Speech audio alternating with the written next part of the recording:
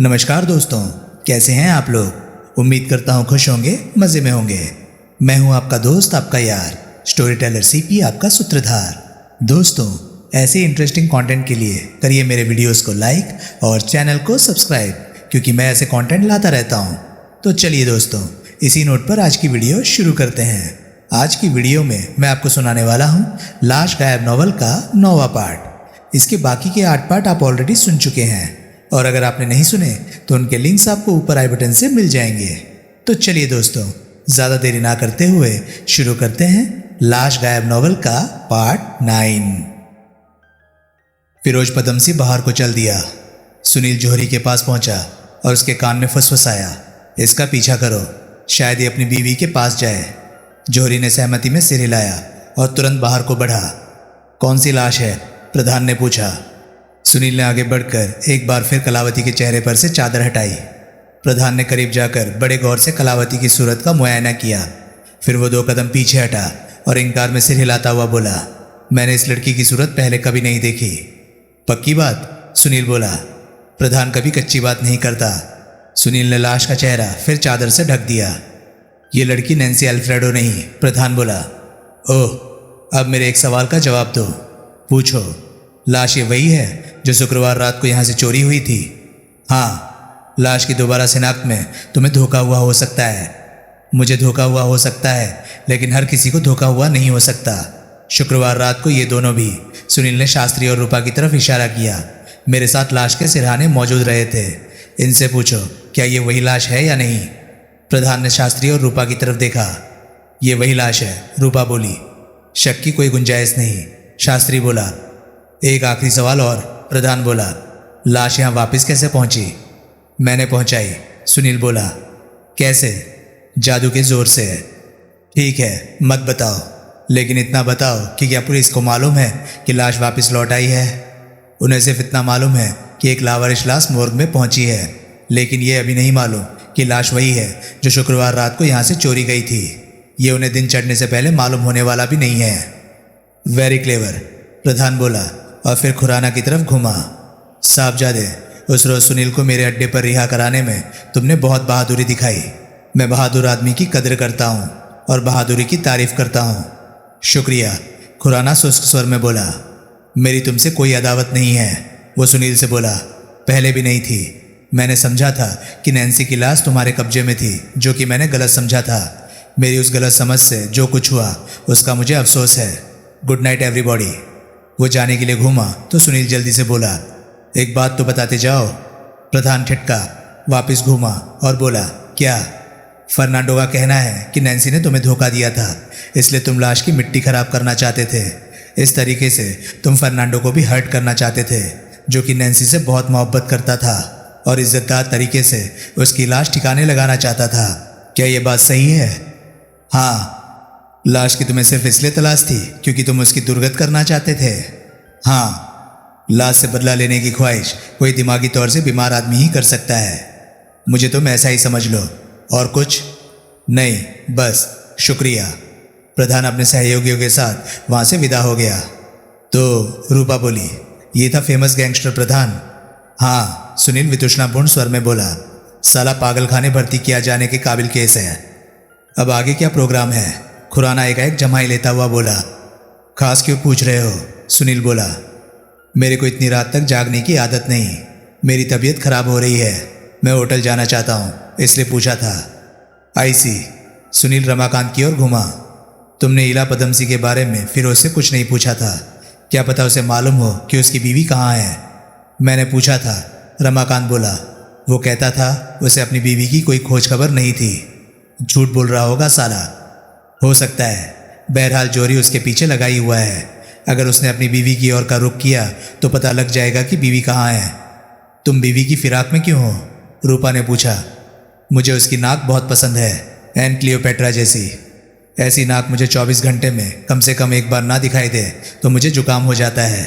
Nonsense. मुझे 1-2 जगह और सूझी है जहाँ इला पदमसी हो सकती है, सुनील बोला। उसने अपनी जेब से अपनी डायरी और बॉल पॉइंट पेन निकाला। डायरी में से एक पन्ना फाड़कर उसने पेन से उस पर कुछ शब्द घसीटे और पन्ना रमाकांत को थमाता हुआ बोला, ये 2 पते चेक करो, इनमें से एक पर इला पदमसी हो सकती है। तुम नहीं चल रहे हो? रमाकांत कागज थामता हुआ बोला। नहीं, मैं यहीं ठहरूंगा, सुनील बोला। क्या पता जौहरी कोई अच्छी खबर लेकर वापस लौटे। मैं चलता हूँ, खुराना फिर अंगड़ाई लेता हुआ बोला। किसी ने उसकी बात की ओर ध्यान न दिया। रमाकांत ने कागज पर लिखी इबारत पढ़ी और फिर उसे रूपा और शास्त्री के सामने करता हुआ बोला, ये दूसरा पता कहाँ हुआ? दोनों ने झुककर कागज पर निगाह डाली।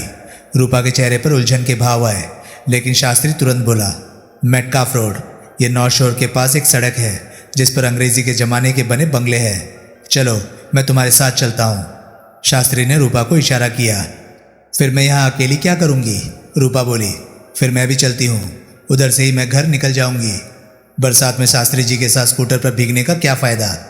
बिल्कुल ठीक, शास्त्री बोला। मैं भी स्कूटर यहीं छोड़ जाता हूँ, कल लेने आ जाऊँगा। शुक्रिया, रमाकांत हर्षित स्वर में बोला। अकेले तो इतनी रात गए, मेटकाफ रोड ढूंढने में मुझे बहुत दिक्कत होती। तीनों वहाँ से बाहर निकल गए। मैं, खुराना बोला, 5-10 मिनट और ठहर जाता हूँ, तब तक जौहरी ना आया तो मैं चला जाऊँगा। ठीक है, सुनील बोला। फर्नांडो क्यों नहीं आया? इसकी एक ही वजह हो सकती है। वो क्या? ये कि अब उसे बिना यहाँ आए ही मालूम है कि कलावती नैन्सी नहीं है। इससे ये साबित होता है कि उसे मालूम है कि उसकी बीवी असल में कहाँ है। वो झूठ बोलता भी तो हो सकता है। वो किस लिए? तुम्हें गुमराह करने के लिए। शायद उसका इरादा पहले की तरह फिर लाश झपटने का हो। उसने आने से इनकार शायद इसलिए किया हो क्योंकि वो चुपचाप एकाएक यहाँ पहुँचना चाहता हो। तुम्हारा मतलब है यहाँ से लाश फिर चोरी हो सकती है? क्या नहीं हो सकती? मुझे तो प्रधान भी झूठ बोलता लग रहा था। मुझे तो उसकी शक्ल से ऐसा लग रहा था जैसे लाश उसने साफ पहचानी हो। यानी कि प्रधान भी वापस आ सकता है। अगर उसने लाश को पहचानने की बाबत झूठ बोला था तो सरासर आ सकता है। प्यारे लाल, तुम तो मुझे चिंता में डाल रहे हो। मेरा दिल गवाही दे रहा है कि लाश की फिराक में कोई ना कोई यहाँ यकीनन पहुँचेगा। जो शख्स एक बार यहाँ से लाश गायब कर चुका है वो क्या दोबारा फिर ऐसी कोशिश नहीं करेगा? दम तो है तुम्हारी बात में, सुनील चिंतित भाव से सहमति में गर्दन हिलाता हुआ बोला। और मैंने यहाँ से सारे जनों को चलता कर दिया। मुझे एक बात सूझी है। क्या? क्यों ना हम ऐसा जाहिर करें कि यहाँ कोई भी नहीं है? मतलब हम यहाँ की सारी बत्तियाँ बुझा देते हैं और कहीं छुप जाते हैं। फिर जो कोई भी लाश चोरी करने के लिए यहाँ आएगा हम उसे दबोच लेंगे, बशर्ते कि कोई आए। वो तो है ही। खतरनाक काम बता रहे हो प्यारे लाल। आने वाला हथियार बंद हो सकता है, वो अपने हिमायतियों के साथ हो सकता है। ऐसा हुआ तो हम उस पर झपटने की जगह शोर मचाना शुरू कर देंगे। बगल में अस्पताल है, बहुत लोग इकट्ठे हो जाएंगे। फाटक पर बैठा दरबान अगर फाटक बंद कर देगा तो अपनी किसी सवारी पर तो वो लोग भाग नहीं पाएंगे। बात तो तुम ठीक कह रहे हो। तो फिर आजमाया जाए ये प्रोग्राम। तुम्हें डर नहीं लग रहा? नहीं, तुम्हें लग रहा है? अगर तुम्हें नहीं लग रहा तो मुझे भी नहीं लग रहा। तो फिर बुझाएं बत्तियाँ। सुनील ने तुरंत जवाब न दिया। उसने हॉल में चारों तरफ निगाह दौड़ाई। हम लोग छुपेंगे कहाँ? फिर वो बोला, यहाँ छुपने लायक तो कोई जगह नहीं दिखाई दे रही। छुपने की जगह तो बहुत शानदार है, खुराना बोला। अगर हम खाली स्ट्रेचर नुमा पलंगों में से किन्हीं दो पर लेट जाएं और ऊपर से चादर ओढ़ लें तो हम भी लाशों में लाश ही मालूम पड़ेंगे। वाह, सुनील प्रशंसात्मक स्वर में बोला। तुम वो बेड काबू कर लो और मैं इधर इस बेड के हवाले होता हूँ। इस तरह कलावती की लाश हम दोनों के बीच में होगी और प्रवेश द्वार भी हमारे सामने होगा। सुनील ने सहमति में सिर हिलाया। फिर उसने सबसे पहले उस ढलुआ रास्ते का दरवाज़ा बंद किया जो बेसमेंट की तरफ जाता था और उस गलियारे का दरवाज़ा बंद किया जो अस्पताल और मोर्ग के अग्रभाग की ओर जाता था। तभी उसे एक दरवाज़ा दिखाई दिया। वो कोई क्लोजेट या टॉयलेट होगा, सुनील बोला। स्टोर है, खुराना बोला। उसमें डॉक्टरों के पहनने वाले सफ़ेद कोट, ऑपरेशनल मास्क और चीरफाड़ के औजार पड़े हैं। तुम्हें कैसे मालूम? जब तुम फ़ोन कर रहे थे तो मैंने यूं ही दरवाज़ा खोलकर भीतर झांक लिया था। ओह, पिछले दरवाजे तुमने बंद ही कर दिए हैं। अब जो कोई भी यहाँ आएगा सामने दरवाजे से ही आएगा और कोई रास्ता यहाँ दाखिल होने का नहीं है। गुड, तुम लेटो, मैं बत्तियाँ बुझाता हूँ। खुराना ने सहमति में सिर हिलाया। वो कलावती की लाश से परे की एक बेड पर लेट गया और उसने अपने ऊपर यूं चादर ओढ़ ली कि वो लाशों में लाश ही लगने लगा। सुनील ने तमाम बत्तियाँ बुझा दी। हॉल में घुप अंधेरा छा गया। अंधेरे में आंखें फाड़ फाड़ कर देखने का असफल प्रयास करता हुआ वो आगे बढ़ा और कलावती की लाश के अपनी ओर के पहलू की खाली बेड के करीब पहुंचा। वो उस पर चढ़ने लगा तो उसके शरीर के धक्के से वो अपने रबड़ के बॉल बियरिंगदार पहियों पर निशब्द परे सरक गई। सुनील ने बेड को काबू किया, उसे वापस खींचा और फिर पूरी सावधानी से उस पर चढ़ा और सिर से पांव तक चादर ओढ़कर लेट गया। गुड नाइट, वो बोला। Sweet dreams. खुराना ने उत्तर न दिया। आज पता लगा मुर्दों से शर्त लगाकर सोना किसको कहते हैं। खुराना फिर भी खामोश रहा। प्यारे लाल, परली तरफ हो भी या नहीं? अब चुप कर जाओ, खुराना धीरे से बोला, और हिलडुल भी बंद करो, वरना सारा मिशन फेल हो जाएगा। इतने घुप अंधेरे में हमें पता कैसे लगेगा कि कोई आया है? दरवाज़ा खुलते और बंद होते वक्त आवाज़ करता है, उस आवाज़ पर कान रखना। आवाज़ आने पर ही चादर में से सिर बाहर निकालना। तुम तो बड़े सयाने हो यार, पहले तो तुमने अपनी किसी काबिलियत की भनक तक नहीं लगने दी। अरे चुप हो जाओ यार। सुनील खामोश हो गया। बाहर बादल गरज रहे थे, हवा अजीबोगरीब शोर मचाती चल रही थी, और बीच बीच में खड़खड़ की ऐसी आवाज़ें आ रही थी जैसे कोई हथौड़े से टीन कूट रहा हो। सुनील को यकीन नहीं आ रहा था कि इतने शोर शराबे में दरवाज़ा खुलने और बंद होने की आवाज़ उसे सुनाई दे सकती थी। चादर के नीचे उसका दम घुट रहा था। उसने एक बार सिर निकालकर कलावती की लाश की दिशा में आंखें फाड़ फाड़ कर झांका, लेकिन उसकी निगाह घुप अंधेरे की चादर को ना भेद सकी।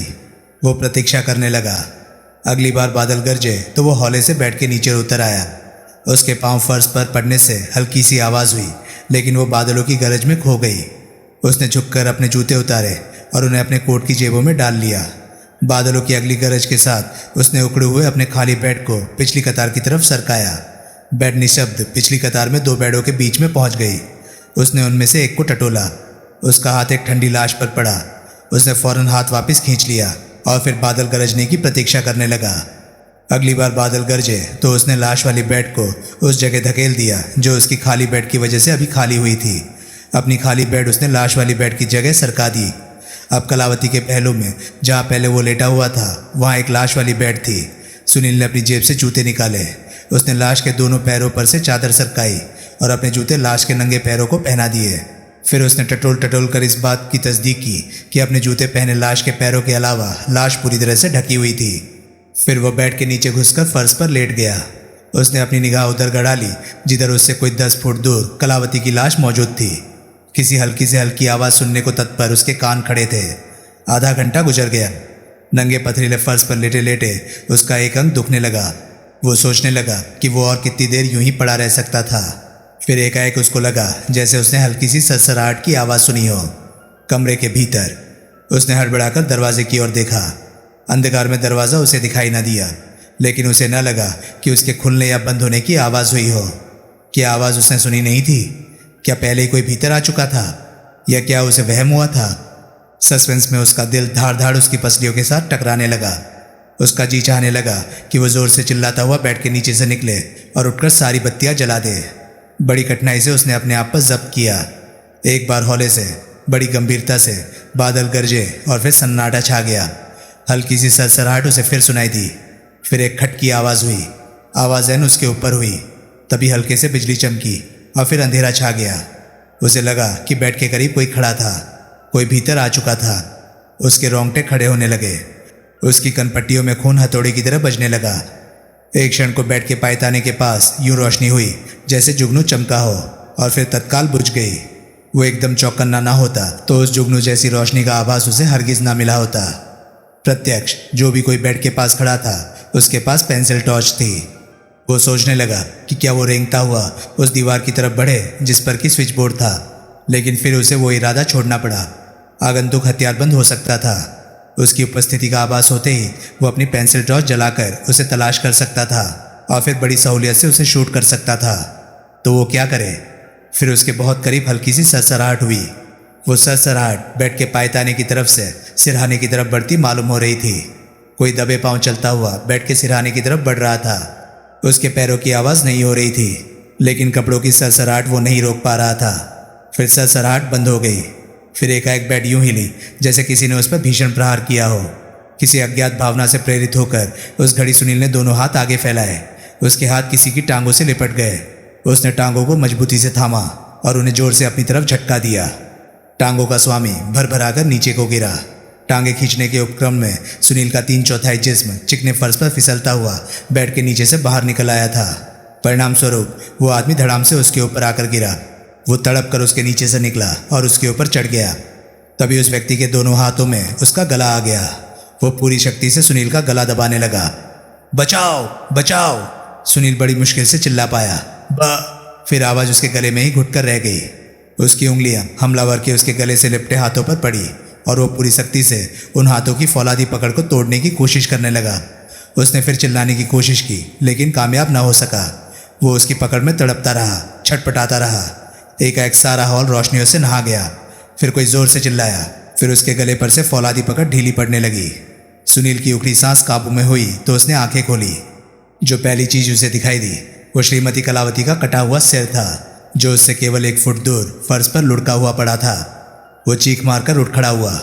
उसे हॉल में रमाकांत, खुराना, शास्त्री और रूपा दिखाई दिए। खुराना रमाकांत और शास्त्री के बीच फर्श पर बेहोश पड़ा था। ये सुनील फटी फटी आंखों से कलावती के कटे हुए सिर की ओर देखता हुआ हकलाया। कोई कुछ न बोला। फिर उसकी निगाह अपने जूते पहने लाश पर पड़ी। लाश की छाती में मूठ तक एक छुरा धंसा हुआ था। क्या माजरा है प्यारे हो? रमाकांत बोला। यहाँ क्या हो रहा था? खुराना तुम्हारा गला क्यों दबा रहा था? खुराना? सुनील के मुंह से निकला। इसी से तो थे तुम गुत्थम गुत्था। हम ऐन वक्त पर ना पहुंचे होते तो इसने कर दिया था तुम्हारा काम। पट्टा छोड़ता ही नहीं था तुम्हें। मार खा खा कर बेहोश होने पर ही इसने तुम्हारा गला छोड़ा था। सारी करतूत इसी की है। सुनील बोला। मतलब? इसी ने कलावती का सिर उसके धड़ से अलग किया है। इसी ने लाश की छाती में छुरा भोंका है। वो किस लिए? मेरी जान लेने के लिए। लेकिन ये लाश किसी और की है। इसके ख्याल से इस बेड पर मैं था। इसके ख्याल को पुख्ता करने के लिए मैंने इस लाश के पैरों में अपने जूते पहना दिए थे। इसने बेड पर मुझे लेटा जानकर लाश की छाती में छुरा भोंका था। रमाकांत ने हैरानी से अचेत खुराना की तरफ देखा। इसने लाश का सिर क्यों काटा? रूपा बोली। उसी वजह से जिस वजह से पहले लाश इसने चोरी की थी। सुनील बोला। वो लाश की शिनाख्त नहीं होने देना चाहता था। ये अकेला यहाँ से सालम लाश नहीं ले जा सकता था, इसलिए इसने लाश का सिर काट लिया था, जिससे कि यहाँ से ले जाना आसान था। लेकिन प्यारे हो, रमाकांत बोला, इसने तुम्हारा कत्ल करने की कोशिश क्यों की? क्योंकि सुनील बोला, मेरा कत्ल किए बिना इसकी करतूत छुप नहीं सकती थी। यहाँ हम 2 ही जने थे। अगर ये गायब होता, लाश का सिर गायब होता, तो मेरे लिए ये नतीजा निकालना क्या मुश्किल काम होता कि सबकी आदरा इसी का था। लाश से इसका क्या रिश्ता है? शास्त्री बोला। प्यारे हो, रमाकांत बोला, ये इसकी बहनी तो नहीं? पता नहीं, सुनील बोला। लाश को कई लोगों ने देखा और कई तरह के जवाब हमें मिले। किसी ने सच बोला तो किसी ने झूठ। नतीजतन पुख्ता तौर पर कलावती की लाश की शिनाख्त होना अभी बाकी है। ऊपर से हालात ने जो मौजूदा करवट बदली है, उसकी रूह में अब सारे सिलसिले में पुलिस की दखल अंदाजी निहायत ज़रूरी है। मैं चाहता हूँ कि खुराना के होश में आने से पहले न सिर्फ पुलिस यहाँ हो, बल्कि कुछ और लोग भी यहाँ हो। और लोग कौन? मसलन कब्रिस्तान का गंगाराम नाम का वो चौकीदार, जिसको हमने मुस्के कसी हालत में कब्रिस्तान के ऑफिस में पाया था। प्रधान के मैजेस्टिक सर्कल वाले रेस्टोरेंट की पूनम मेहरा नाम की वो कैबरे डांसर, जिसने वहाँ से खुराना को रिहा करवाया था। बम्बई राजनगर की 6 बजे की फ़्लाइट की वो एयर होस्टेस, जो शुक्रवार शाम को ड्यूटी पर थी और जिसके बारे में हम मालूम कर ही चुके हैं कि वो इस वक्त राजनगर में ही है। इसके अलावा शीला खुराना, हो सके तो रामनाथ खुराना भी। इतने लोगों की मौजूदगी तुम यहाँ चाहते हो? रूपा हैरानी से बोली। जमा पुलिस, मैं इंतज़ाम करता हूँ, रमाकांत जल्दी बोला। सब लोगों के मोर्ग के सामने वाले हॉल में जमा होने में भोर हो गई। तब तक वहाँ फिरोज और ईला पदमसी के साथ जोरी भी पहुँच चुका था। ईला पदमसी का चेहरा पीला पड़ा हुआ था, जिसकी वजह से उसके होठों पर लगी लाल लिपस्टिक और भी लाल लग रही थी। उसकी आंखें मस्कारे से भरी हुई थी और बाल बिखर कर आंखों के ऊपर तक आए हुए थे। वो एक चमड़े का कोट पहने थी, जिसका कॉलर उसने उठाकर कानों तक खड़ा किया हुआ था। नीचे वो हाई नेक का पुलोवर पहने थी, जिसका गला उसकी ठोड़ी को छू रहा था। महेंद्र खुराना के हाथों में हथकड़ियाँ दिखाई दे रही थी। उसका चेहरा फक था और वो आंखें बंद किए हुए एक कुर्सी पर बैठा था। ईला पदमसी ने बेहद सर्द निगाह से सुनील को देखा और फिर खुराना की तरफ इशारा करती हुई बोली, ये कौन है? है कोई खुदा का बंदा? सुनील लापरवाही से बोला। इसके हाथों में हथकड़ियाँ क्यों है? क्या किया है इसने? बहुत कुछ किया है। हालिया मेरे कत्ल की कोशिश की है। मुझे अफसोस है इसके पकड़े जाने का, नहीं, इसके अपनी कोशिश में कामयाब ना हो पाने का। सुनील ने आहत भाव से उसकी तरफ देखा। ईला पदमसी के चेहरे पर उपेक्षा के भाव आए। फिर वो अपने पति के साथ परे एक कोने में जा बैठी। रमाकांत भीतर दाखिल हुआ और सुनील से बोला, चाचा रामनाथ खुराना आ रहा है। कहाँ मिला? सुनील बोला, वहीं जहाँ वो ठहरा हुआ था, शाहजहाँ होटल में। लेकिन वो तो रात को 1 बजे वहाँ से चेकआउट कर गया था। नहीं कर गया था, वो सारी रात वहीं था। मैंने उसे उसके कमरे में से सोते से जगाया था। कमाल है, सुनील महेंद्र खुराना को घूरता हुआ हैरानी से बोला। फिर सुनील ने जौहरी को अपने करीब बुलाया। एक काम करो, वो धीमे स्वर में बोला। क्या? पानी से खूब अच्छी तरह से भीगे हुए एक बड़े से तौलिए का इंतजाम करो। उसका क्या होगा? होगा कुछ, तुम इंतजाम तो करो। अच्छी बात है। जौहरी वहां से चला गया। तभी भीतरी रास्ते से प्रभुदयाल वहां पहुंचा। वो सुनील से बोला, ये मानने को तैयार नहीं कि लाश तुम्हारी किसी सुनीलियन करतूत के बिना यहाँ पहुंची। 11। सुनील बोला। क्या 11? इस बार को मिलाकर तुम कुल जमा 11 बार यही बात कह चुके हो। तुम्हारी यही जिद है कि लाश के यहाँ पहुंचने के पीछे तुम्हारा कोई हाथ नहीं। ये हकीकत है। इस हरकत में तुम्हारे जोड़ीदारों का भी कोई हाथ नहीं। नहीं। तुम यहाँ पहुंचे कैसे? तुम्हें कैसे पता था कि लाश यहाँ वापस लौट चुकी है? मुझे नहीं पता था। तो यहाँ कैसे पहुंचे? हमारे ऑफिस में हरनबी रोड पर हुए एक भयानक मोटर एक्सीडेंट की खबर पहुंची थी। लाशें क्योंकि यहीं लाई जाने वाली थी, इसलिए मैं यहाँ देखने पहुंच गया था कि कौन मरा था। तुम झूठ बोल रहे हो। हरनबी रोड पर कोई एक्सीडेंट नहीं हुआ। अब तो मुझे भी पता है। लगता है किसी ने यूं ही ब्लास्ट में फ़ोन कर दिया था। अखबार के दफ्तरों में ऐसी ऊटपटांग कॉलें आती रहती है। तुम्हारे जोड़ीदार यहाँ कैसे पहुँच गए? मैंने बुलाया था। जब मुझे यहाँ श्रीमती कलावती की गुमशुदा लाश दिखाई दी तो मेरे छक्के छूट गए। लाश की फिर से शिनाख्त की कोशिश में मैंने यहाँ से कई लोगों को फ़ोन खड़का दिए थे, सिवाय पुलिस के। पुलिस का नंबर भी मैंने बहुत ट्राई किया था, सुनील मासूमियत से बोला, लेकिन वो मुझे हर बार बिजी मिला था। जो कहानी तुमने मुझे सुनाई है उसका मैं कैसे विश्वास कर लूँ? माई बाप, इतने सारे तो गवाह है यहाँ महेंद्र खुराना की करतूत के। ऊपर से देख लीजिएगा, ये खुद ही इस बात से इनकार नहीं करने वाला कि इसने कलावती की लाश का सिर काटा था और मेरा कत्ल करने की कोशिश की थी। पता नहीं तुम्हारे कत्ल की कोशिश करना अपराध माना जाएगा या नहीं, मैं सरकारी वकील से पूछूंगा। सुनील ने आहत भाव से उसकी तरफ देखा। अब शुरू करो, क्या किस्सा है? प्रभुदयाल बोला। शुरू से शुरू करो। सुनील भाई मुल्तानी पेश करता है, फला कहानी कहे बिना शुरू करो। कहानी आज से 6 महीने पहले बम्बई में शुरू होती है, जबकि दिव्या खुराना नाम की एक रईस घराने की नौजवान लड़की ने बम्बई में लेमिंगटन रोड के एक डिस्को में फिरोज पदमसी को साज बजाते देखा और वो उस पर फिदा हो गई। आशनाई ने यहाँ तक जोर मारा कि दिव्या के कहने पर फिरोज ने अपना बैंड खड़ा करने की जुगत भिड़ाई और बम्बई में कोई ब्रेक मिलता ना पाकर अपना भाग्य आजमाने के लिए राजनगर आ गया। दिव्या, जिसकी अपने घर वालों के साथ बनती नहीं थी, उसके साथ राजनगर भाग आई। फिर खुराना परिवार को, जो कि इस बात से हलकान था कि आखिर दिव्या कहाँ गायब हो गई थी, बम्बई में राजनगर से भेजी गई ये चिट्ठी मिली।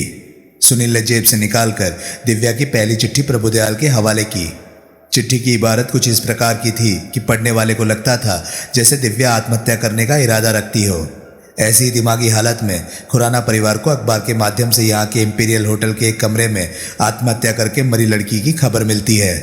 उन्हें लगता है कि हो न हो मरने वाली दिव्या ही है। रमाकांत के बम्बई में बसे एक मामा के माध्यम से वे यहाँ रमाकांत से आग्रह करते हैं कि वो पता लगाए कि मरने वाली कौन थी। रमाकांत ये काम मुझे सौंपता है। खुद क्यों नहीं करता? ये एक बेमानी सवाल है। मैं पहले तुम्हें इससे कहीं ज़्यादा मानीखेज बात बताता हूँ। क्या? कि कथित कलावती ने आत्महत्या नहीं की थी, बल्कि उसकी हत्या की गई थी। क्या? प्रभुदयाल चौंका। सुनील ने सविस्तार अपनी वो थ्योरी पेश की जो कलावती की मौत को हत्या करार देती थी।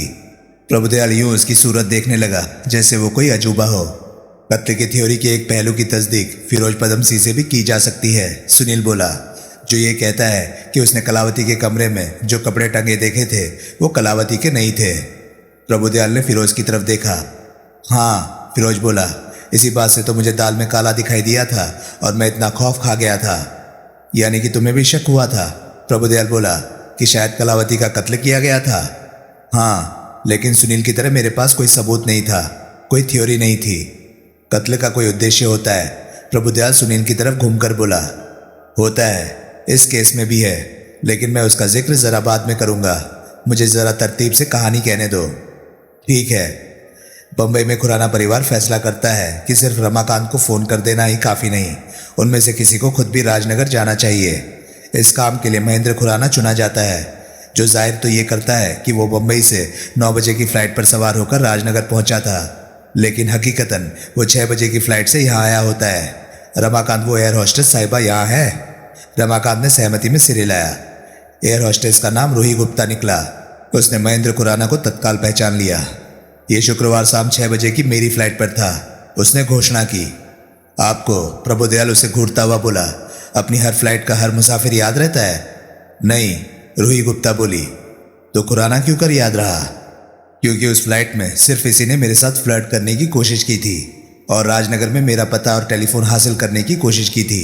ऐसे रोमियो हमें याद रह जाते हैं। प्रभुदयाल तनिक मुस्कुराया, फिर उसका नाम पता नोट करके उसने रूही गुप्ता को वहां से विदा कर दिया। फिर वो सुनील की तरफ आकर्षित हुआ। एयर होस्टेस की गवाही निर्विवाद रूप से ये सिद्ध करती है, सुनील बोला, कि महेंद्र खुराना 9 बजे ही राजनगर में था, ना कि आधी रात को, जैसा कि ये दावा करता है। इसकी 9 बजे वाली फ्लाइट की टिकट का क्या हुआ? उस टिकट पर इसने ज़रूर अपने किसी दोस्त को राजनगर भेज दिया होगा, क्योंकि हमने पता लगाया है कि वो सीट खाली नहीं गई थी। आगे ये कि यहाँ पहुँचने के बाद कोई साथी तलाश करने के लिए और फिर यहाँ से लाश चुराने के लिए महेंद्र खुराना के पास बहुत तेरा टाइम था। लेकिन क्या वो टाइम इतना काफ़ी था कि वो यहाँ किसी हर्ष ड्राइवर को लाश चुराने में अपनी मदद करने के लिए तैयार कर लेता? नहीं, इतना काफ़ी नहीं था। तब नहीं था जबकि इसने किसी अनजान आदमी को इस काम के लिए पटाना होता। लेकिन मैं ये साबित करने जा रहा हूँ कृपा निधान कि महेंद्र खुराना ग्रेगरी नाम के शख्स को, जो कि जॉर्ज टाउन के कब्रिस्तान में हर्ष ड्राइवर का असिस्टेंट होता था, पहले से जानता था। कैसे? रमाकांत, पूनम मेहरा आई। रमाकांत ने सहमति में सिर हिलाया। उसने पूनम मेहरा को पेश किया। ये साहब, वो रमाकांत की तरफ इशारा करती हुई बोली, मुझे सोते से जगा कर लाए हैं। कह रहे थे कि किसी की जिंदगी मौत का सवाल है। किसकी जिंदगी मौत का सवाल है यहाँ? मेरी, सुनील बोला। पहले तुम बम्बई में थी और वहाँ की कॉस्मो क्लब में कैबरे आर्टिस्ट थी। हाँ, तुम्हें कैसे मालूम? तब वहाँ तुम ग्रेगरी नाम के किसी आदमी को जानती थी जो लेफ्ट हैंडर था और बालों को खिजाब लगाता था। हाँ, वो कॉस्मो क्लब में डोरमैन था। महेंद्र खुराना कॉस्मो क्लब में जाता था? हाँ, वो सकपकाई सी हथकड़ी पहने बैठे खुराना को देखती हुई बोली। अक्सर, वहीं से तो मेरी इससे वाकिफियत बनी थी। वहाँ खुराना के किसी और से भी ताल्लुकात थे? हाँ, ग्रेगरी से थे। अच्छी खासी यारी थी दोनों की। खुराना जैसे आदमी की क्लब के डोरमैन से यारी इसलिए थी क्योंकि ग्रेगरी नाम का वो लुच्चा डोरमैन डोप डीलर था और खुराना, जो खुद पहले डोप एडिक्ट था, अपने लिए और अपने साथियों के लिए उसी से डोप हासिल किया करता था। आई सी। फिर खुराना की वजह से ही ग्रेगरी गिरफ्तार होते होते बचा था। खुराना को किसी तरह पता लग गया था कि ग्रेगरी पकड़ा जाने वाला था। इसने ग्रेगरी को पहले ही सावधान कर दिया था और वक्त रहते वो बंबई से भाग गया था। भागकर वो राजनगर आया था, ये खुराना को मालूम था। होगा तो सही, क्योंकि क्लब के पते पर 2-3 बार खुराना के नाम राजनगर से आई ग्रेगरी की चिट्ठी मैंने खुद देखी थी। शुक्रिया मैडम, अब आप आराम से जाकर अपनी नींद पूरी कीजिए। बड़े विचित्र भाव से खुराना को देखती हुई वो वहां से विदा हो गई। कहने का मतलब यह है बंदा नवाज, सुनील बोला, कि खुराना को यहाँ पहुंचकर किसी मददगार की तलाश शुरू करने की जरूरत नहीं थी। वो ग्रेगरी को पहले से जानता था और ये भी जानता था कि ग्रेगरी का मौजूदा पेशा क्या था। इसी वजह से ज़रूर पहले से ही इसने सोचा हुआ था कि राजनगर पहुंचकर इसने क्या करना था, कैसे करना था, किसकी मदद से करना था। ये खुराना और ग्रेगरी की बदकिस्मती थी कि जब दोनों लाश चुराने की कोशिश कर रहे थे तो रास्ते में किशनलाल आ गया था। किशनलाल ने इन्हें रोकने की कोशिश की होगी। नतीजतन ग्रेगरी ने किशनलाल के हाथ पकड़े और खुराना ने उसकी खोपड़ी पर वार किया, जिससे किशनलाल की मौत हो गई। फिर ग्रेगरी लाश को अपने कब्रिस्तान ले गया और खुराना यूं वापस मोर्ग में लौटा जैसे सीधा प्लेन से उतरकर यहाँ पहुंचा हो। जब ये लाश चुराने में कामयाब हो ही गया था तो इसे दोबारा लौटने की क्या ज़रूरत थी, क्योंकि ये बम्बई से राजनगर लाश की चोरी करने के लिए नहीं, उसकी शिनाख्त के लिए भेजा गया था। लाश की चोरी के पीछे इसका अपना स्वार्थ था। शिनाख्त के लिए मोर्ग का चक्कर ये ना लगाता तो इसे बम्बई से खास इसी काम के लिए भेजने वाले हैरान होते कि इतना लंबा सफ़र करके जब ये राजनगर आया था तो फिर मोर्ग में क्यों नहीं पहुंचा था। लेकिन ये मोर्ग में इस तरीके से जाना चाहता था कि घर वालों के लिए खाना पूरी भी हो जाए और ये पुलिस के फेरे में भी ना पड़े। इसलिए इसने मोर्ग में आकर अपना नाम अमरकांत चावला बताया, जो कि इसके 9 बजे की फ्लाइट के पैसेंजर लिस्ट में नाम था। नकली नाम के सदके एक तो ये बड़ी सहूलियत से पुलिस की निगाहों से गायब हो सकता था, जैसा कि ये हुआ भी। पुलिस राजनगर के होटलों में अमरकांत चावला की पड़ताल करती रही, जबकि ये बड़े मज़े से अपने असली नाम से शाहजहाँ में रहता रहा। दूसरे, ये अपने घर वालों को ये कह सकता था कि खानदान की इज्जत बचाने के लिए इसने मोर्ग में पुलिस से अपना असली परिचय छुपाए रखा था। आई सी। इसकी योजना में एक यही गड़बड़ हुई कि इसके मोर्ग में आगमन के वक्त मैं वहाँ मौजूद था। इसलिए अगले दिन जब रमाकांत ने मुझे इससे मिलाया तो मैंने इसे फौरन पहचान लिया। आगे आगे मैं इस नतीजे पर पहुंचा कि जैसे माहौल में लाश मोर्ग से चोरी हुई थी, उसमें इस काम में यकीनन किसी मुर्दा गाड़ी का इस्तेमाल हुआ था, क्योंकि सिर्फ उसी की मोर्ग में आवाजाही की तरफ किसी की तवज्जो नहीं जाती थी। साथ में मुझे ये मालूम था कि लाश चोरों में से एक लेफ्ट हैंडर था और सिर पर खिजाब लगाता था। अब क्योंकि हर्ष ड्राइवर का काम लाश ढोना था, इसलिए उसके किशनलाल का आक्रमणकारी होने की संभावना कम थी। इस थ्योरी के आधार पर मैंने राजनगर के शमशान घाटों, अस्पतालों और कब्रिस्तानों में, यानी कि जहाँ जहाँ भी मुर्दा गाड़ी होती थी, लेफ्ट हैंडर खिजाब लगाने वाले हर्ष ड्राइवर की तलाश शुरू करवाई। ये बात यूथ क्लब में खुराना के भी कानों में पड़ गई। इसे लगने लगा कि हमारी तलाश कामयाब होने की सूरत में इसकी पोल खुल सकती है। सुनील एक क्षण टिटका और फिर बोला, तब तक ग्रेगरी अपने कब्रिस्तान में कलावती की लाश को दफन कर चुका था और उसको जूली ब्राउन बताकर कब्रिस्तान के रिकॉर्ड में लाश बड़ी खूबी से ठिकाने लग चुकी थी। अब अगर ग्रेगरी का पत्ता साफ हो जाता तो सारी करतूत ढकी की ढकी रह जाती। नतीजतन ग्रेगरी का पत्ता साफ कर दिया गया। तुम्हें कैसे मालूम है? प्रभुदयाल उसे घूरता हुआ बोला कि कलावती को जूली ब्राउन के नाम से कब्रिस्तान में दफनाया गया था। मेरा अंदाज़ा है। अंदाजे की कोई बुनियाद? कब्रिस्तान के रजिस्टर में उस तारीख में कलावती की उम्र से मेल खाती किसी लाश की एक ही एंट्री थी और वो लाश जूली ब्राउन की थी। वो लाश सच में ही किसी जूली ब्राउन की हो सकती थी। रजिस्टर में जूली ब्राउन का जो पता लिखा हुआ था, मैंने उसकी पड़ताल करवाई थी। वहाँ कभी कोई जूली ब्राउन नहीं रहती थी। उस सारे इलाके में ही कितने ही अरसे से किसी नौजवान लड़की की मौत नहीं हुई थी। ओह, इस बात को इस बात से जोड़कर सोचिए कि जो लाश चुराई गई थी उसे कहीं तो ठिकाने लगाया ही जाना था। इस काम के लिए कब्रिस्तान से बेहतर जगह कौन सी हो सकती थी, जबकि इस काम को अंजाम देने वाला कब्रिस्तान का ही एक कर्मचारी हो। चलो मान लिया कलावती की लाश जूली ब्राउन की कब्र में थी। फिर? सुनील हिचकिचाया। फिर? प्रभुदयाल जिद भरे स्वर में बोला, अगली रात हम फिर कब्रिस्तान में पहुंचे। किस लिए? ये देखने के लिए कि जूली ब्राउन की कब्र में क्या था। तुम लोगों ने कब्र खोदी? प्रभुदयाल आंखें निकाल कर बोला, कब्र पहले ही खुदी पड़ी थी। हमसे पहले ही कोई वहां पहुंच गया था। उसी ने चौकीदार की मुश्कें कसी थी और लाश गायब कर दी थी। इस बात का क्या सबूत है कि ये दोनों काम तुम लोगों ने नहीं किए थे? सबूत खुद वो चौकीदार है जो इस वक्त यहीं मौजूद है। उसको बुलाकर पूछो कि किसने उसकी मुश्कें कसी थी और किसने उसे खोला था। चौकीदार को तलब किया गया। तुम्हारा नाम? प्रभुदयाल ने पूछा। गंगाराम हुजूर, चौकीदार विनीत भाव से बोला। तुम जॉर्ज टाउन के कब्रिस्तान के चौकीदार हो? जी हाँ। परसों रात को किसी ने तुम्हारे ऊपर हमला कर दिया था और फिर तुम्हारी मुश्कें कस दी थी? जी हाँ।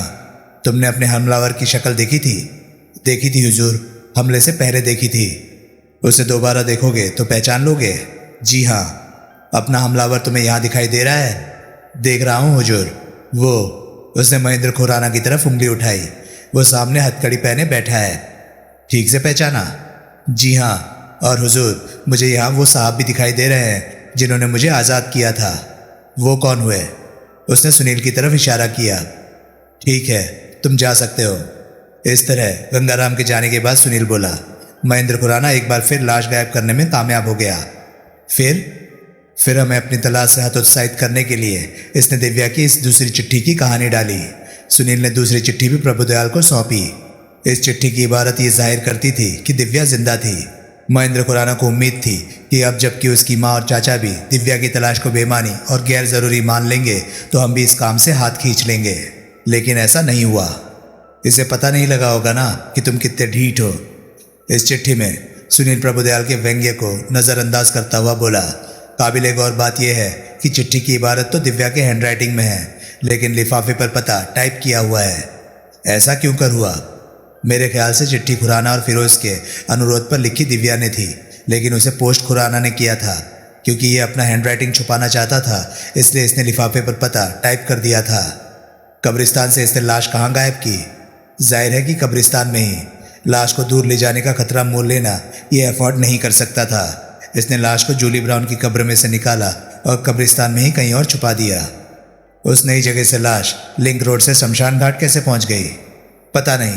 सुनील बड़ी मासूमियत से बोला, तुम बाकी कहानी कह लो, तुम्हारी इस पता नहीं का इलाज मैं बाद में करूंगा। तभी जौहरी प्लास्टिक की एक छोटी सी बाल्टी में एक बड़ा सा गीला तौलिया लिए वहां पहुंचा। उसने बाल्टी सुनील के करीब रख दी। ये क्या है? प्रभुदयाल बोला। बाल्टी है, सुनील बोला। तौलिया है। वो तो है, लेकिन क्यों है? मुझे ज़रूरत है। क्यों ज़रूरत है? माई बाप, मैं आगे बढ़ूं या इस मामूली बाल्टी के, मामूली तौलिया की मामूली ज़रूरत समझाऊं? ठीक है, ठीक है। तो लाश मोर्ग में वापस पहुंच गई। एक करिश्मा साज तरीके से लाश के पीछे तुम यहाँ पहुंच गए। तुमने कई लोगों को लाश की शिनाख्त के लिए यहाँ बुलाया। शिनाख्त का क्या नतीजा निकला? महेंद्र खुराना ने कहा कि लाश उसकी बहन दिव्या खुराना की नहीं थी। सुनील बोला। फिरोज पदमसी ने कहा कि लाश उसकी प्रेमिका कलावती की थी।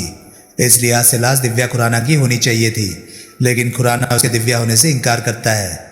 महेंद्र खुराना कहीं झूठ ना बोल रहा हो, इस बात को मद्देनज़र रखकर मैंने इससे अपने चाचा को होटल में फ़ोन करके यहाँ बुलाने को कहा। इसने फ़ोन करके बताया कि इसका चाचा होटल छोड़कर जा चुका था, जो कि इसने सरासर झूठ बोला था। चाचा रामनाथ खुराना हकीकत में होटल में ही था। इस बात की तस्दीक हो चुकी है और उसका किसी भी क्षण यहाँ पहुँचना अपेक्षित है। इसने ऐसा झूठ क्यों बोला? क्योंकि ये नहीं चाहता था कि इसका चाचा मोर्ग में आए, क्योंकि ये पहले ही लाश का सिर काटकर सिर को गायब कर देने का इरादा बनाए हुए था। चाचा यहाँ आ जाता तो ये ऐसा नहीं कर पाता। चाचा को यहाँ ना आने देने के पीछे ये वजह नहीं थी कि ये नहीं चाहता था कि चाचा लाश की शिनाख्त कर पाए। नहीं। क्यों? चाचा आ रहा है, उसे यहाँ पहुँचने दो, वजह अपने आप सामने आ जाएगी। अच्छी बात है, प्रभुदयाल अनिच्छापूर्ण स्वर में बोला। सुनील एक क्षण ठिठका और फिर बोला। 2 शख्स और भी थे मेरी निगाह में जो इस लाश की फिराक में थे। वो थे फर्नांडो और प्रधान नाम के 2 लोकल गैंगस्टर, और दोनों ये समझकर लाश की फिराक में थे कि ये फर्नांडो की बीवी नैन्सी की थी। मैंने दोनों को फ़ोन किया। फर्नांडो ने लाश में कोई दिलचस्पी नहीं दिखाई और मोर्ग में आने से साफ इनकार कर दिया, लेकिन प्रधान आया और साफ कह गया कि लाश नैन्सी की नहीं थी। तभी रामनाथ खुराना ने भीतर कदम रखा।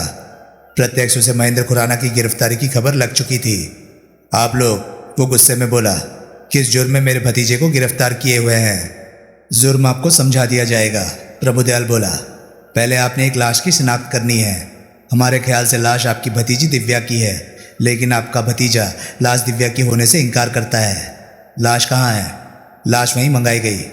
एक पुलिसिये ने स्ट्रेचर नुमा बेड को ठेलकर रामनाथ खुराना के सामने कर दिया। महेंद्र खुराना ने सिर तक न उठाया। ईला पदमसी अभी भी सबसे दूर एक कोने में निर्विकार भाव से बैठी थी और खिड़की से बाहर झांक रही थी। पुलिसिये ने लाश के चेहरे पर से चादर सरकाई। सुनील ने देखा कि पुलिस वालों ने इतना इंतजाम जरूर कर दिया था कि तब लाश का कटा सिर धड़ के साथ सर्जिकल स्टिच द्वारा जोड़ दिया गया था। रामनाथ खुराना ने बहुत करीब तक झुककर लाश के चेहरे पर निगाह डाली। फिर वो एकदम सीधा हुआ और तीखे स्वर में बोला, ये मेरी भतीजी नहीं, ये दिव्या खुराना की लाश नहीं। प्रभुदयाल उसे घूरता हुआ बोला। कहा ना नहीं, मैंने ये सूरत पहले कभी नहीं देखी। अब बोलो। प्रभुदयाल खा जाने वाली निगाहों से सुनील को घूरता हुआ बोला। तुम तो दावा कर रहे थे कि महेंद्र खुराना लाश की अपनी बहन की सूरत में शिनाख्त की बाबत झूठ बोल रहा था। अब क्या ये बुजुर्गवार लड़की के सगे चाचा भी झूठ बोल रहे हैं? मैं अभी इसका जवाब देता हूँ, सुनील इत्मीनान से बोला। उसने बाल्टी में से गीला तौलिया निकाला और लंबे डग भरता हुआ ईला पदमसी के करीब पहुंचा। ईला ने खिड़की की तरफ से मुंह घुमाया और उसकी तरफ देखा। सुनील मुस्कुराया। हेलो देयर, सुनील बोला। ईला ने उत्तर न दिया। उसके चेहरे पर उलझन के भाव आए। एकाएक सुनील का खाली हाथ बिजली की फुर्ती से आगे को लपका। इससे पहले कि ईला संभल पाती, कुछ समझ भी पाती, उसने सिर पर से नकली बालों का विग खींच लिया और उसे एक तरफ उछाल दिया। विग के नीचे से निकलकर ईला के सुनहरी रंगत वाले लंबे खूबसूरत बाल उसके कंधों पर बिखर गए। ईला ने एकदम उठने का उपक्रम किया तो सुनील ने उसकी गर्दन दबोच ली और गीले तौलिए को जोर जोर से उसके चेहरे पर रगड़ने लगा। लड़की के चेहरे की लिपस्टिक, मस्कारा, तमाम रंग रोगन चेहरे से उतरकर गीले तौलिए में आ लगे। छोड़ो छोड़ो, ईला तड़प कर बोली। बचाओ बचाओ बचाओ। फिरोज पदमसी अपनी बीवी की हिमायत के लिए लपका तो रमाकांत ने उसे बाहां पकड़कर जबरन वापस घसीट लिया। दोनों में हाथापाई होने लगी। छोड़ साले, फिरोज बंधन मुक्त होने की हर चंद कोशिश करता हुआ बोला। छोड़ मुझे। रमाकांत ने उसे ना छोड़ा। ये क्या बदतमीजी है, प्रभुदयाल गरजा और उछलकर सुनील की तरफ लपका। उसके करीब आ पाने से पहले सुनील ने एक काम और किया। उसने बारी बारी लड़की की दोनों आंखों में यूं अपनी एक उंगली खुबोई कि पुतलियों पर चढ़े कॉन्टैक्ट लेंस उतरकर बाहर आ गए। सुनील ने एकाएक लड़की को बंधन मुक्त कर दिया। लड़की अपना संतुलन बनाए रखने की कोशिश में तनिक लड़खड़ाई, संभली और फिर सीधी हुई। वो वहां से भाग निकलने के लिए खुले दरवाजे की तरफ लपकी तो जोहरी उसके रास्ते में अड़ गया। लड़की ने अपना चेहरा अपने हाथों में छुपा लिया और उकड़कर बैठ गई। लेकिन तब तक रामनाथ खुराना को लड़की की सूरत की एक बड़ी स्पष्ट झलक मिल चुकी थी। तत्काल उसके चेहरे पर सख्त हैरानी के भाव प्रकट हुए। फिर सिर्फ एक शब्द उसके मुंह से निकला, दिव्या। अब आप लोग तो समझ ही गए होंगे, सुनील गंभीरता से बोला, कि हतप्राण लड़की वास्तव में फिरोज पदम सिंह की बीवी ईला थी। फिरोज ने अपनी बीवी का कत्ल इसलिए किया था क्योंकि वो उसे तलाक देने को राजी नहीं हो रही थी और तलाक हासिल किए बिना वो दिव्या से शादी नहीं कर सकता था। मैंने किसी का खून नहीं किया, दो पुलिसियों की पकड़ में छटपटाता फिरोज चिल्लाया। तुम 7 जन्म नहीं साबित कर सकते कि मैंने किसी का खून किया है। मैं इसी जन्म में साबित करके दिखाऊंगा बेटा, सुनील बोला। मेरी बहन का कत्ल से कोई रिश्ता नहीं, महेंद्र खुराना दृढ़ स्वर में बोला। जो कुछ किया है इस शख्स ने खुद किया है। अब क्या कहते हो, सुनील फिरोज से बोला। फिरोज ने यूं हक बकाकर महेंद्र खुराना की तरफ देखा जैसे वो उससे ऐसी किसी बयान की कतई उम्मीद ना कर रहा हो। तुम कुछ कहने जा रहे थे, प्रभुदयाल बड़े आश्वासनपूर्ण स्वर में महेंद्र खुराना से बोला। जो कहना है बेखौफ कहो, मुझे अपनी परवाह नहीं, महेंद्र खुराना बोला। लेकिन मैं चाहता हूं कि दिव्या पर कोई आंच ना आए। दिव्या अपने चाचा की बाहों के सुरक्षित घेरे में थी और उसके कंधे पर सिर रखकर सुबक रही थी। तुम्हें कैसे पता है, सुनील बोला, कि फिरोज ने अपनी बीवी का कत्ल किया था? इसने मुझे खुद बताया था, महेंद्र खुराना बोला। यह झूठ बोलता है, फिरोज दहाड़ा। एक पुलिसिये ने फिरोज की बाहों उमेठी और सख्ती से बोला, खामखा मत चिल्लाओ। तुम, सुनील महेंद्र खुराना से बोला, तस्वीर में क्यों कर फिट हुए? मेरे ख्याल से तुम्हारी बहन ने तुम्हें मदद के लिए पुकारा था। हाँ, महेंद्र खुराना बोला।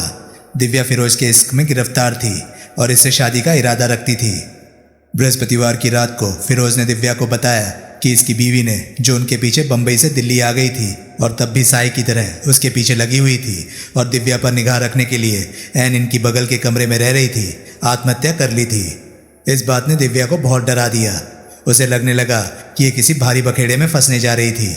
इसी दिमागी हालत में इसने बम्बई ट्रंक कॉल की और मुझसे फरियाद की कि मैं फ़ौरन राजनगर इसके पास पहुंचूं। उस वक्त इसे पता था कि असल में ईला का कत्ल हुआ था? नहीं, वो पता होता तो इसके छक्के ही छूट जाते। ये तो आत्महत्या की बात सुनकर ही बेतहासा डर गई थी। यानी कि तुमने तो यहाँ आना ही था। तुम्हारी माँ और चाचा तुम्हें ना भेजते तो भी तुमने यहाँ आना था। हाँ, फिर दिव्या ने जब मुझे फ़ोन पर बताया था कि ईला किस हालत में अपने कमरे में फांसी के फंदे पर लटकी पाई गई थी, तो मैं तभी समझ गया था कि फिरोज ने अपनी बीवी का कत्ल किया था और कत्ल को आत्महत्या साबित करने की कोशिश की थी। अब अगर ये बात जाहिर होती कि फिरोज दिव्या से शादी करना चाहता था, इसकी बीवी उसे तलाक नहीं दे रही थी, इसलिए अपना रास्ता साफ करने के लिए इसने अपनी बीवी का कत्ल कर दिया था, तो दिव्या की बहुत छिछालेदारी होती, क्योंकि तब ये समझा जाता कि ज़रूर इसी ने फिरोज को उकसाया था कि अगर फिरोज की बीवी उसको तलाक देने को राजी नहीं होती थी तो ये उसका कत्ल कर दे। दरअसल असल खौफ दिव्या इसी ख्याल से खाए हुए थी। फिर दिव्या की फ़ोन कॉल के जवाब में मैं अर्ली मॉर्निंग फ्लाइट पर खड़े पैर यहाँ पहुँचा। मैं फिरोज से मिला। मैंने इस पर साफ साफ इल्ज़ाम लगाया कि इसने अपनी बीवी का कत्ल किया था। इसने कबूल किया कि असल बात यही थी, लेकिन ये निश्चिंत था कि इसकी करतूत का किसी को पता नहीं लग सकता था।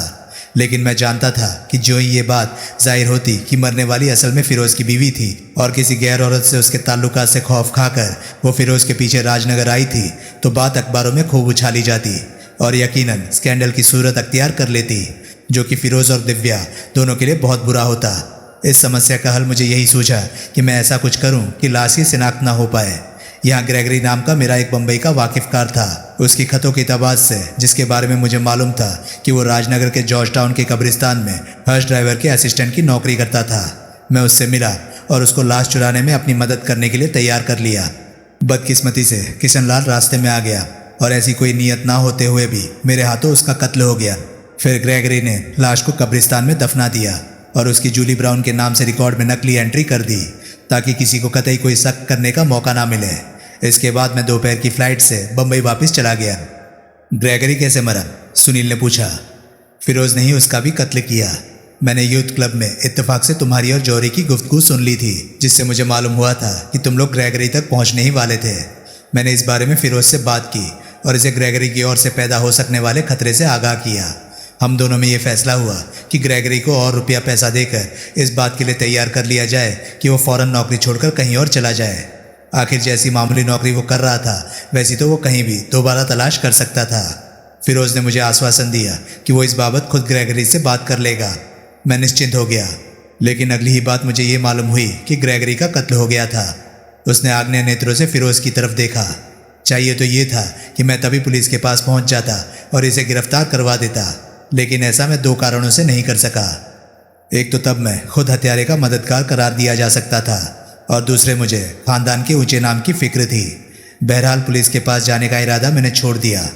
फिर तुम्हें याद होगा कि जब मैंने तुम्हें प्रधान के अड्डे से छुड़वाया था तो तुमने कहा था कि तुम्हें मालूम था गायबशुदा लाश कहाँ से बरामद हो सकती थी। मैं फिर डर गया। मैं फिर फिरोज से मिला और उसे इस नए खतरे से आगाह किया। नतीजतन हम दोनों ने कब्रिस्तान जाकर जूली ब्राउन की कब्र खोद डाली और लाश को वहाँ से निकालकर एक मकबरे में छुपा दिया। लेकिन तुम पता नहीं किस मिट्टी के बने हुए हो कि तुमने लाश वहाँ से भी ढूंढ निकाली। अब क्या कहते हो रिपोर्टर साहब? प्रभुदयाल बोला। अब मेरे पास तुम्हारे खिलाफ महेंद्र खुराना की सूरत में गवाह है कि कब्रिस्तान से लाश तुमने निकाली थी। ढूंढी थी, सुनील बोला, निकाली नहीं थी। तो फिर निकाली किसने थी? मुझे नहीं पता। तुम्हारी ये ढिठाई नहीं चलने की। माई बाप, पहले असल कहानी ना सुन ले। तुम आगे बोलो। प्रभुदयाल महेंद्र खुराना से बोला। अब आगे और क्या बोलूं? वो क्षीण स्वर में बोला। आगे जो हुआ आपको मालूम है। मैंने लाश को सिनाक से बचाने के लिए यहाँ उसका सिर काटकर और अपनी तरफ से सुनील के कत्ल करके एक कोशिश और की, लेकिन नाकाम रहा। उसने सुनील की तरफ देखा और भर्राए स्वर में बोला, भाई मुझे माफ़ करना। पता नहीं कैसे मुझ पर ऐसा शैतान सवार हो गया था जो कि मैंने तुम्हारी जान लेने की कोशिश की। मुझे मालूम था कि ऐसी कोई कोशिश हो सकती थी, सुनील बोला, इसलिए मैं सावधान था। कैसे मालूम था? सवाल प्रभुदयाल ने किया। इतना तो साफ दिखाई दे रहा था माई बाप कि कोई जी जान से कोशिश कर रहा था कि लाश की शिनाख्त ना हो पाए। इस बार इस कोशिश को मैंने खुद आसान करने का फैसला कर लिया। मेरे साथ रमाकांत, शास्त्री, रूपा और जौहरी थे। मैंने सबको किसी न किसी बहाने से यहाँ से खिसका दिया। जौहरी को मैंने फिरोज के पीछे लगने को भेज दिया और बाकी तीनों को मैंने कुछ ऐसे पते टटोलने के लिए भेज दिया जहाँ से कि इला पदमशी बरामद हो सकती थी। जब मैं सबको यहाँ से भेज रहा था तो महेंद्र खुराना एकाएक जमाइयाँ लेने लगा और कहने लगा कि उसे रात को जागने की आदत नहीं थी, इसलिए ये भी होटल में जाकर आराम करना चाहता था। इस बात की इसने सिर्फ घोषणा की थी ताकि बाद में ये कहने लायक बन सकता कि ये तो रमाकांत शास्त्री और रूपा के पीछे पीछे ही यहाँ से चला गया था। हकीकतन उसका जाने का कोई इरादा होता तो ये रमाकांत से लिफ्ट मांगता। बहरहाल उन लोगों के जाते ही ये मुझे सलाह देने लगा कि कैसे हम अगर लाशों में लाश बनकर छुप जाते तो हम उस लाश चोर को रंगे हाथों पकड़ सकते थे, जिसका बकौल इसके लाश फिर चुराने की कोशिश करने के लिए यहाँ आना निश्चित था। मैं इससे ऐसी किसी बात की उम्मीद कर ही रहा था। मैंने झट हामी भर दी, लेकिन घुप अंधेरा हो जाने के बाद मैंने अपनी जगह पर और कोई लाश सरका दी। उसके पैरों में अपने जूते पहना दिए और खुद उसकी जगह बेड के नीचे छुप गया। थोड़ी देर बाद खुराना अपने स्थान से उठा। उसने चीड़ फाड़ के सामान वाले स्टोर में से लाशें फाड़ने वाला एक छुरा हासिल किया और उससे कलावती और फीला पदमसी का सिर काट लिया। वो जानता था कि मेरा कत्ल किए बिना इसकी ये करतूत छुप नहीं सकती थी, इसलिए उस बैंड के समीप पहुंचा जहां इसके ख्याल से मैं लेटा हुआ था। अपनी पेंसिल टॉर्च की रोशनी में इसने चादर से बाहर झांकते मेरे जूते देखे तो इसने सिरहाने जाकर छुरा लाश की छाती में उतार दिया और अपनी तरफ से मेरा काम तमाम कर दिया। तब मैंने मेज के नीचे से हाथ बढ़ाकर इसकी टांगें थाम कर घसीटी। नतीजतन खूब गुत्थम गुत्था हुई जिसमें मेरा गला इसके हाथ में आ गया। तभी ऐन वक्त पर रमाकांत वगैरह ना पहुंच गए होते तो इसने मुझे मार ही डाला था।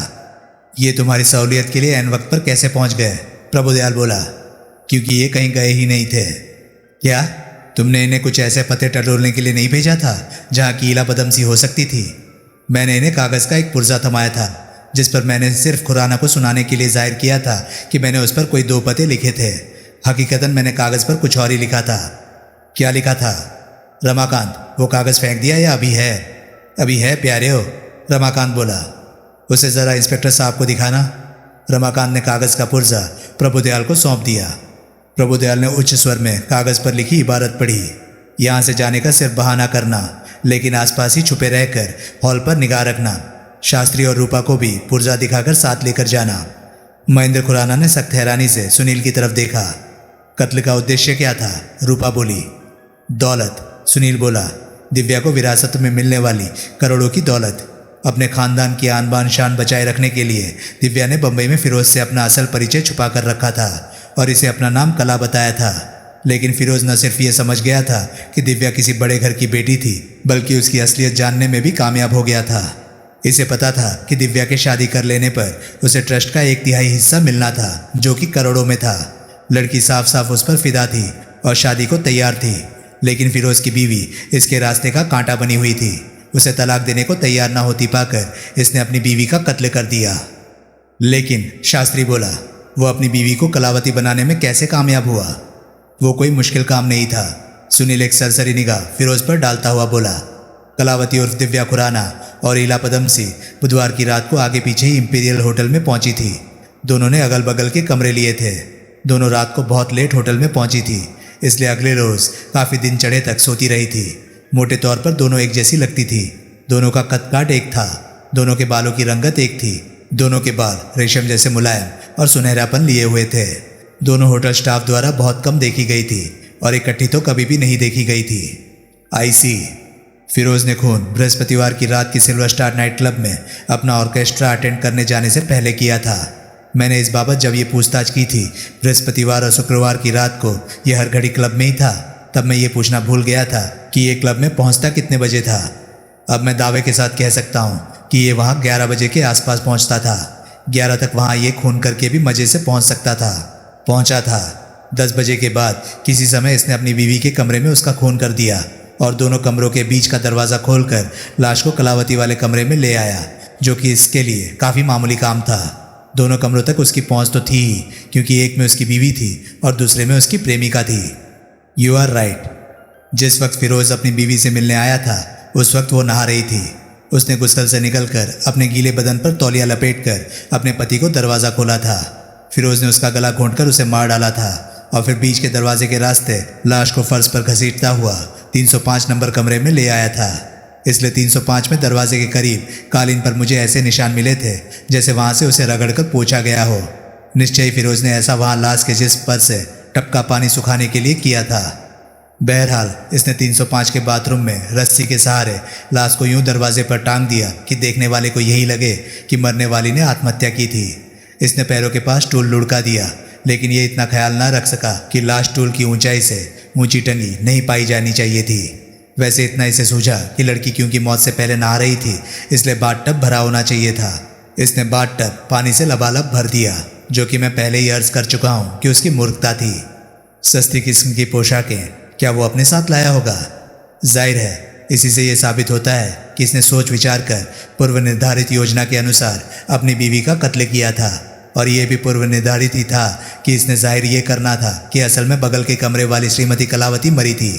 काला हैट पहने जब ये होटल में आता देखा गया था तो इसके हाथ में एक इंस्ट्रूमेंट केस था। उस इंस्ट्रूमेंट केस में इसने निश्चय ही वो सस्ती पोशाकें भरी हुई थी जो कलावती उर्फ दिव्या के कमरे उसकी कीमती पोशाकों की जगह टंगी थी। फिर उसी इंस्ट्रूमेंट केस में ये कीमती पोशाकें और कीमती जूते ले गया था। बाद में जॉन्ड्रास ऑफ बॉम्बे के लेबलों वाली कीमती पोशाकें मैंने ईगल गेस्ट हाउस में दिव्या के कमरे में टंगी देखी थी, जो तब अपने आप को ईला बता रही थी। यानी कि दिव्या को असलियत पता थी? नहीं पता थी। कत्ल के वक्त वो तो सिल्वर स्टार नाइट क्लब में थी, जहाँ की वो महज ज़्यादा से ज़्यादा वक्त फिरोज़ के करीब रहने की खातिर हॉस्टेस की नौकरी कर रही थी। क्लब बंद होने के बाद जब वे दोनों वापस इंपीरियल होटल लौटे थे तो तब फिरोज ने दिव्या को बताया था कि ईला ने दिव्या उर्फ कलावती के कमरे में घुसकर आत्महत्या कर ली थी। ज़रूर वो चाहती थी कि उसकी मौत दोनों के लिए मुसीबत बने, लेकिन इसने उसकी स्कीम उस कमरे में से दिव्या के सब कपड़े वगैरह हटाकर फेल कर दी थी। अब 305 से लाश बरामद होने पर यही समझा जाना था कि 305 वाली ही मरी थी। यानी कि अगर वो ईला की जगह उसका कमरा कब्जा लेती तो यही समझा जाता कि कलावती मरी थी, ना कि ईला पदमसी। फिर फिरोज कत्ल की टेंशन मिटाने के लिए अंधाधुंध शराब पीने लगा। इन बातों ने दिव्या को डरा दिया और ये बम्बई अपने भाई को फ़ोन कर बैठी। इतनी सारी बातें तुम्हें सूझ कैसे गई? अकल लड़ाई मैंने, सुनील अकड़ कर बोला। लेकिन इस बात ने मुझे बहुत सोच में डाला कि महेंद्र खुराना और फिरोज पदमसी की सूरत में जो दो सस्पेक्ट मुझे सूझ रहे थे, उनमें से हर किसी के पास केस के किसी न किसी पहलू की बड़ी मजबूत एलिबाई थी। मसलन जब कत्ल हुआ था तब खुराना बम्बई में था। जब मोर्ग से लाश चोरी हुई थी तब फिरोज क्लब में बैंड बजा रहा था। जब ग्रेगरी का कत्ल हुआ था तब महेंद्र खुराना अपनी माँ के साथ था। इन बातों ने मुझे ये सोचने पर मजबूर किया कि कहीं ये एक दूसरे की मदद तो नहीं कर रहे थे। ओह, दिव्या जब मुझे ईगल गेस्ट हाउस के अपने कमरे में ले गई थी तो मैंने वहाँ उसकी पासबुक देखी थी। उस वक्त पासबुक में मैंने जमा रकम की 62,000 रुपये की आखिरी एंट्री ही देखी थी। उस पर लिखा अकाउंट होल्डर का नाम नहीं देखा था। तब मैंने पासबुक पर वो नाम पढ़ा होता तो मुझे तभी पता लग जाता कि वहाँ जो लड़की अपने आप को ईला बता रही थी वो दिव्या थी। वहीं मैंने कॉन्टैक्ट लेंस और 2 विग भी पड़े देखे थे, जिनके बारे में सवाल करने पर मुझे जवाब मिला था कि वो विग तो क्लब की नौकरी में उसके कॉस्ट्यूम का हिस्सा थे और कॉन्टैक्ट लेंस वो इसलिए लगाती थी क्योंकि उसकी निगाह कमज़ोर थी, जबकि हकीकत ये थी कि ये विग अपने सुनहरे रेशमी बाल छुपाने के लिए लगाती थी और कॉन्टैक्ट लेंस वो अपनी आंखों की हल्की भूरी रंगत छुपाने के लिए लगाती थी। सबने दिव्या की तरफ देखा। दिव्या ने सहमति में सिर हिलाया। इसके अलावा यहाँ आते वक्त ये जानबूझकर ऐसा मेकअप करके आई थी कि इसके नैन नक्श की बनावट बदल जाए। मुझे खुद महेंद्र ने बताया था कि उसकी बहन लिपस्टिक से होठों की बनावट बदल लेने में माहिर थी। आंखों में बेतहासा मस्कारा भर के इसने आंखों की बनावट बदल ली थी। विग के बाल इसने सामने से यूं बिखेरे थे कि आंखों के ऊपर तक आ रहे थे। रही सही कसर हाई नेक के पुलोवर और कोट के खड़े कॉलर ने पूरी कर दी थी। कहने का मतलब यह है कि शक्ल दिखाई ही कहाँ दे रही थी कि कोई इसको दिव्या की सूरत में पहचानता। इसलिए मैंने जबरन इसके मुंह पर गीला तौलिया फेरा था ताकि सब रंग रोगन चेहरे से पूछकर गीले तौलिए में आ जाता। सबने सहमति में सिर हिलाया। जौहरी, फिर सुनील जौहरी से संबोधित हुआ। लड़की तुम्हें कहाँ मिली थी? लिंक रोड के एक होटल में, जौहरी बोला। फिरोज के साथ। फिरोज का पीछा करना ही रंग लाया था जो ये मिल गई थी। आने को राजी से मान गई थी? नहीं, लेकिन जब मैंने ये कहा कि मैं उनकी वहाँ मौजूदगी की पहले ही पुलिस को खबर कर चुका था और मुझे पुलिस का ही हुक्म हुआ था कि मैं इन्हें लेकर मोर्ग पहुँचूँ, और ये कहा कि उनका ना चलना या कहीं खिसक जाने की कोशिश करना पुलिस की निगाह में अपराध कबूलने का दर्जा रखता था, तो इन्होंने मेरे साथ आना कबूल कर लिया था। फिर सब खामोश हो गए।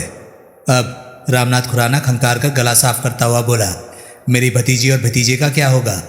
भतीजा आपका गिरफ्तार है, प्रभुदयाल बोला। इसके भविष्य का फैसला अब अदालत में होगा। भतीजी को फिलहाल आप यहाँ से ले जा सकते हैं, लेकिन इसका बयान लिए जाने तक और ये साबित हो जाने तक कि फिरोज़ की बीवी के कत्ल में ये फिरोज़ के साथ शरीक नहीं थी, आप ये शहर छोड़कर नहीं जा सकेंगे। मैं अपने वकील से बात करूँगा। ज़रूर, शौक से। प्रभुदयाल फिर सुनील की तरफ घुमा। फिलहाल मैं जा रहा हूँ, लेकिन आप बराए मेहरबानी आज लंच के बाद हेडक्वार्टर में मेरे पास तशरीफ़ लाइएगा। Yes sir. और ये फैसला घर से ही करके आइएगा कि आपने मुझे बताना है कि नहीं कि लाश कब्रिस्तान में जूली ब्राउन की कब्र से निकलकर शमशान घाट कैसे पहुंच गई। Yes sir. इतने बड़े केस का भंडाफोड़ का सबसे ज़्यादा फायदा शास्त्री को पहुंचा। केवल उसी का अखबार था जो दिन चढ़े छपता था और दोपहर को प्रकाशित होता था, इसलिए ताज़ा खबर में केस की विस्तृत रिपोर्ट सबसे पहले दिखाई दी। उस बात से मलिक साहब बेहद आग बबूला हुए। सुनील बड़ी मुश्किल से उन्हें अपनी मजबूरी और वो हालात समझा सका जिनमें उसे शास्त्री को उस एक्सपोजर में पार्टनर बनाना पड़ा था। सुनील को रूपा प्रेस क्लब में दोबारा मिली तो उसने रूपा को खूब कोसा, लेकिन सुनील के बकझक चुकने के अंत में रूपा ने एक ही जवाब दिया कि अब ब्लास्ट को भी चाहिए था कि वह दोपहर को प्रकाशित होने वाला अखबार बन जाए। फर्नांडो से सुनील मुगल बाग जाकर मिला। पिंकी वहाँ मौजूद थी। फर्नांडो ने कबूल किया कि वही नैन्सी थी, और क्योंकि वो पहले ही इसके घर में उसके पहलू में मौजूद थी, इसलिए कथित कलावती की लाश देखने के लिए मोर्ग में जाने का कोई मतलब तो नहीं था। तो सुनील ने पूछा, तुमने टेलीफोन पर यह क्यों कहा कि मैं खामोखा किसी अनजान लड़की को तुम्हारी बाहों में धकेल गया था?